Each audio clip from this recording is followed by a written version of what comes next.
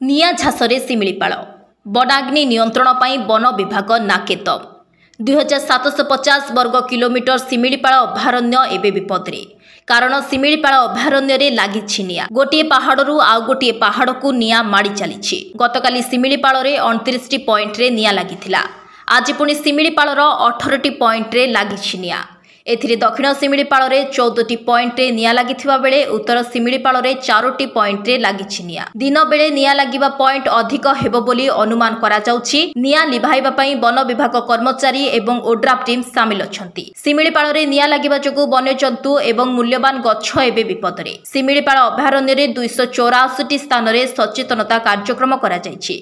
सेहिपरि निया लिभाइबा पई पाखापाखि 300 रु अधिक स्क्वाड गठन करा जाइछि।